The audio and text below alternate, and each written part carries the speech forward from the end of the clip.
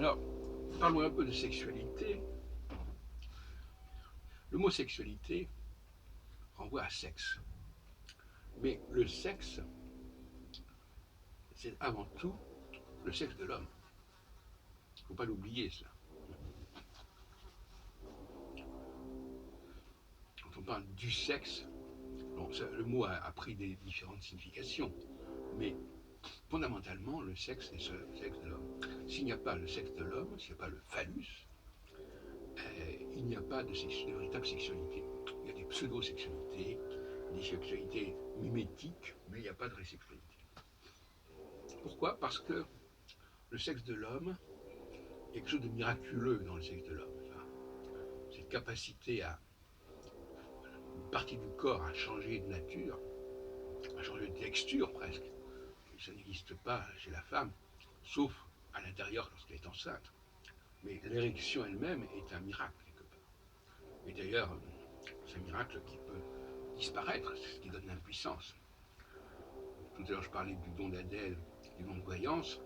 Eh bien, la capacité à faire érection et à pénétrer dans le vagin d'une femme, c'est aussi quelque chose qui est un don, qui est une grâce. Donc, une relation sexuelle qui ne passe pas par le sexe, qui passe par la main de l'homme ou la main de la femme, parce qu'il y a des hommes qui font l'amour comme auprès des femmes, c'est-à-dire qu'ils font exactement les mêmes actes. Et quand un homme d'ailleurs n'est pas en pleine possession de ses moyens, c'est ce qu'il va faire. Il va servir de sa langue, il va servir de ses mains, mais il ne va pas servir de son sexe.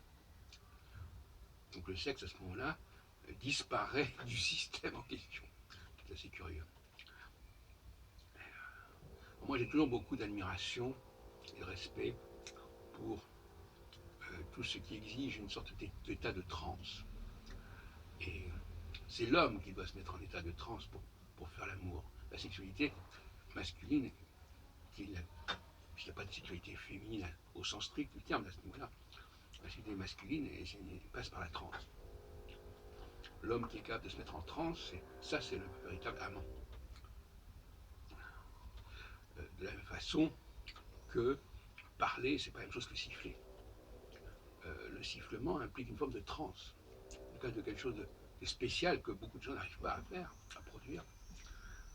De la même façon que le fait d'improviser sur un instrument implique une forme de transe aussi. Donc il y a des gens qui sont incapables d'accéder à la transe. En tout cas, ils n'arrivent pas à y accéder à volonté.